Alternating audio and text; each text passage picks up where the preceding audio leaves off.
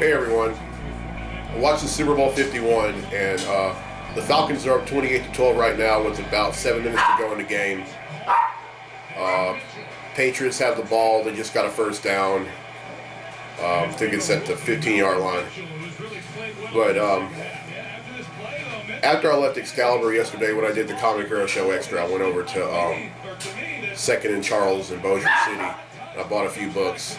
Oh, by the way, if you're hearing a dog barking in the background, that's my mom's dog, Oreo. Alright, first up is Justice League number 13. This is a tie-in to the Justice League vs. Suicide Squad miniseries that just ended. And Eclipso has taken over the Justice League. And I'm not sure who that is. I want to say that's Steve Trevor. But only he can save the Justice League right now. Alright, next up is Spider-Gwen number 12. This is a hole that I had to fill because I had almost every issue of Spider-Gwen that's come out except for this one. And I can't wait to start back reading this book. And the Patriots just scored a touchdown. But I can't wait to read this book because there's this story arc that's a crossover with the Miles Morales Spider-Man book called Sitting in a Tree. And it talks about their new relationship with each other. All right, next up are 2 issues of the same book, and that book is the previous volume of Nova. And I have Nova number 10 and Nova number 11. Now, I'm still a little behind on this, but what I can tell you, though, it's a great book. It's about Sam Alexander. At first, he thought his father had come back after being in prison off-world. And the Patriots just scored a 2-point conversion, so now it's a 1-possession game. It's 28-20 Falcons. But anyway, he found out that the person that he thought was his father is actually an alien who was masquerading as his father. And he has been dead set on looking for his father and going on plan to do so. And so far he's been very unsuccessful. And then he's been trying to bond with some of the younger members of what was the all-new, all-different Avengers team. That team is since disbanded. And then finally, The Mighty Thor number 13. Now, the last issue that occurred, Thor had found out the true origin of Mjolnir. That it was a combination of both this metal called Uru and it got its thunder from a solar storm that occurred well before Odin's son was even born. All right, with those 5 I bought, that brings the total number of comics that I bought since December of 1997 to 7,738.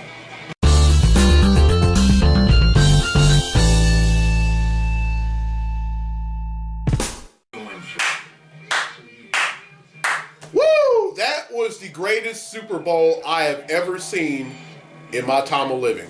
I mean, not only that, that was also the first Super Bowl that has ever gone into overtime. Call it a comeback, folks. But congratulations to the New England Patriots, who won their 5th Super Bowl.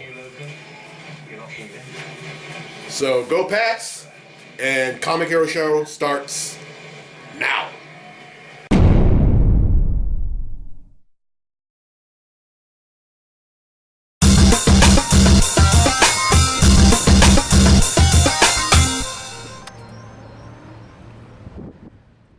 Welcome to this week's edition of the Comic Hero Show. I'm your host, Victor Nunley, and I am the Comic Hero. Coming to you for Clint's Comics right here in Monroe, Louisiana. And congratulations to the New England Patriots. They won Super Bowl 51 this week by coming back from behind and beating the Atlanta Falcons 34-28 in the first ever overtime in Super Bowl history. And congratulations to Super Bowl MVP Tom Brady. Congratulations to New England head coach Bill Belichick, the entire coaching staff, the rest of the players, owner Robert Kraft, and all of New England. And to celebrate, I'll make this Patriots themed comic hero tee, and to go along with it, I bought this Patriots hat. All right, let's give away a free t-shirt.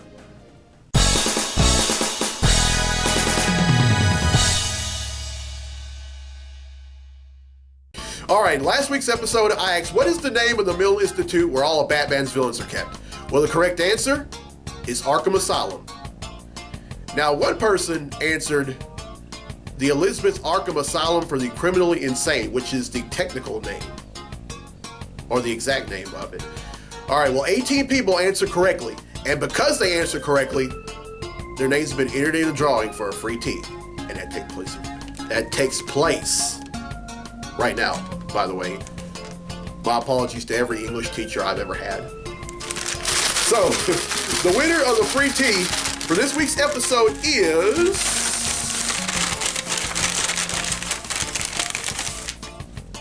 Ooh, drew two names. I'm trying to do that. Dawn Till from Fairbanks, Louisiana. Congratulations, Dawn. You win a free Comic Hero tee. All right, here's the question for next week's episode. Who is Captain America's arch-nemesis? Now here's a hint. Here's a very easy hint. He was the villain in Captain America: The First Avenger from 2011. Everyone who answers correctly will be entered in a drawing for a free tee for next week's episode.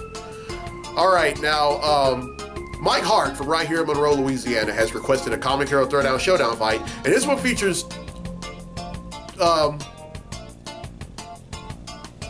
two of the baddest guys in comics to ride motorcycles. I was trying to think of something else to say, but then I thought, no, I better not say that. This is a family show, but features two awesome guys who ride motorcycles. Two of the baddest guys who ride motorcycles.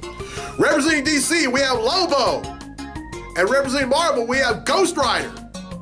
These two are gonna duke it out in a segment I like to call the Comic Hero Throwdown Showdown. Welcome to the Comic Hero Throwdown Showdown. Today, it's Lobo versus Ghost Rider. In this fight, I'll be using the original Ghost Rider, Johnny Blaze. Lobo possesses superhuman senses, strength, speed, stamina, varying durability, healing factor, immortality, and genius-level intellect. Ghost Rider possesses superhuman strength, agility, stamina, reflexes, endurance, durability, is proficient in hand-to-hand combat skills, is a highly experienced motorcyclist, invulnerability to any kind of fire, ability to project regular and ethereal flame, ability to travel between interdimensional realms along any surface, immortality, pendant stare, resurrection, rides a flaming motorcycle, wields an enchanted chain, can conjure a bike using hellfire, wields shotgun that can produce hellfire and regeneration. Who will win? This would start off as a death race. In other words, the two would literally try to kill each other while racing. Ghost Rider would start off by destroying Lobo's space bike with his hellfire-producing shotgun. Lobo would then catch up with Ghost Rider with his super speed and yank the latter off his motorcycle. It would then become a fist fight. Only after a few minutes, Ghost Rider would try to end it by giving Lobo his pendant stare. This proves to be ineffective due to Lobo's immortality. Lobo would punch a hole through Ghost Rider's torso. This proves to be ineffective due to Ghost Rider's immortality. Knowing he can't beat Lobo physically, Ghost Rider wraps his enchanted chain around Lobo, gets on his motorcycle, travels to an interdimensional realm, leaving Lobo there. Ghost Rider wins, and that concludes this fight on the Comic Hero Throwdown Showdown. Alright, well, I hope you enjoyed the Comic Hero Throwdown Showdown, and if you have a Throwdown Showdown fight request for future episodes, contact info is down there. Alright, let's get to the comics I bought this week. Comic books I bought this week. Alright, first up is Supergirl number 6. Now, in this book, it's taken elements of the TV show, and Steve Orlando is pretty, here's the thing. Steve Orlando writes this book, he's taking elements from the show. Supergirl fights crime in National City, which is the, which is on the show. and she's been adopted by the Danverses, which is on the show. She's a high school student, which is not on the show. So they've combined elements of the previous the TV show and the previous book, and it's a great read. It's a great read. I'm really loving it, and in this book she's also going up against the cyborg Superman, who in secret is actually her father, Zor-El. And he tries to get her to believe him, but she will not. All right, next up are 3 issues of the same book, and that book is Captain America Steve Rogers. I have Captain America Steve Rogers number 8.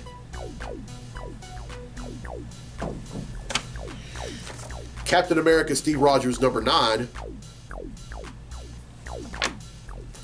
And Captain America Steve Rogers number 10. Now, I'm a little behind on this book. The last I read was the issues that were tie-ins with Civil War II. And in that book, he is aligned himself with Dr. Eric Selvig.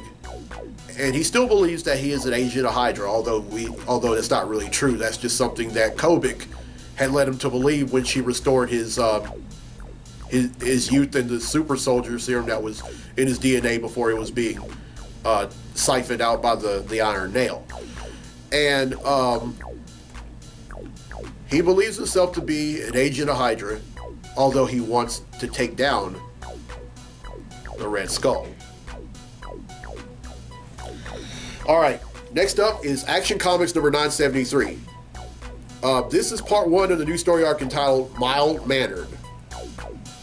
And it is when we find out the real truth about this Clark Kent that's been in this book since after DC Rebirth.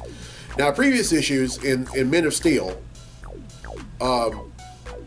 Superman and Lex Luthor take on the 2 aliens who tried to that captured Lex Luthor for crimes that he has not committed yet.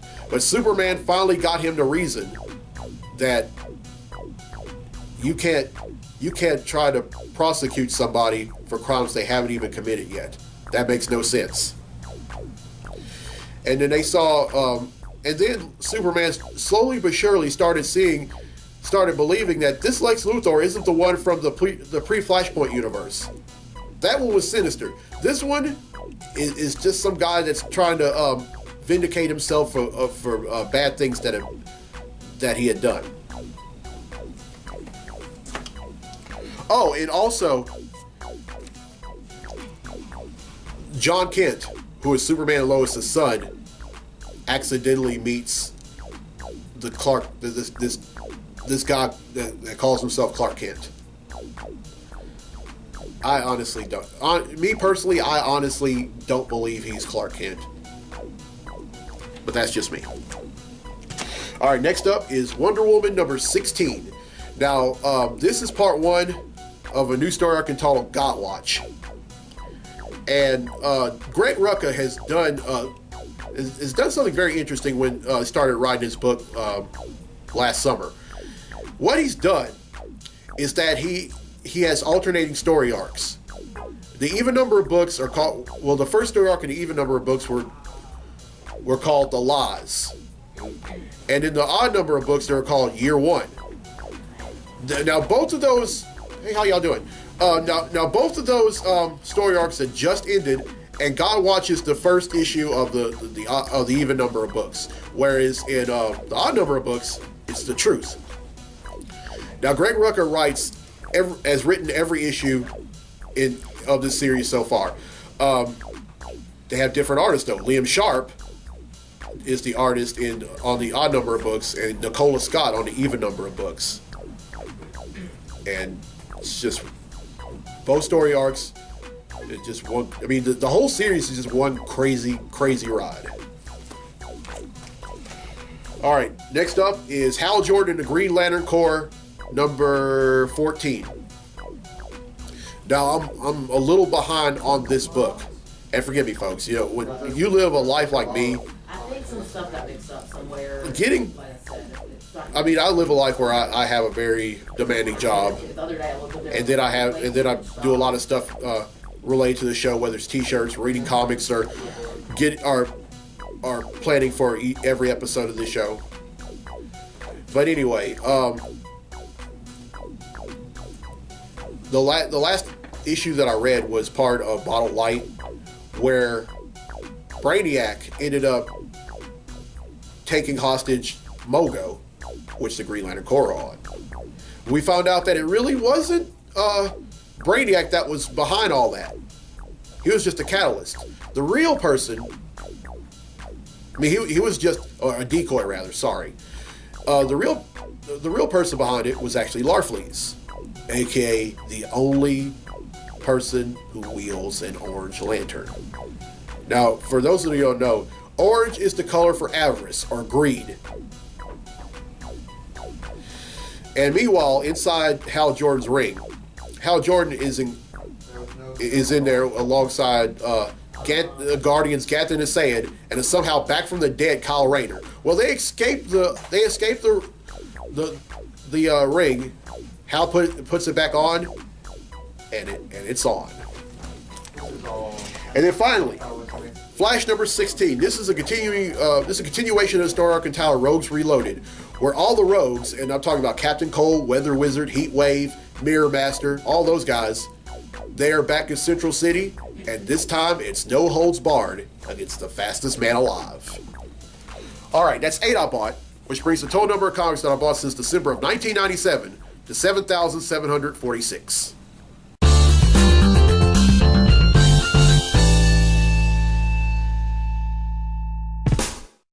All right, well, I hope you enjoyed this week's episode, and here's a question for a free tee for next week's episode. Who is Captain America's arch-nemesis? Now, here's the easy hint one more time. He was the villain in Captain America: The First Avenger in 2011.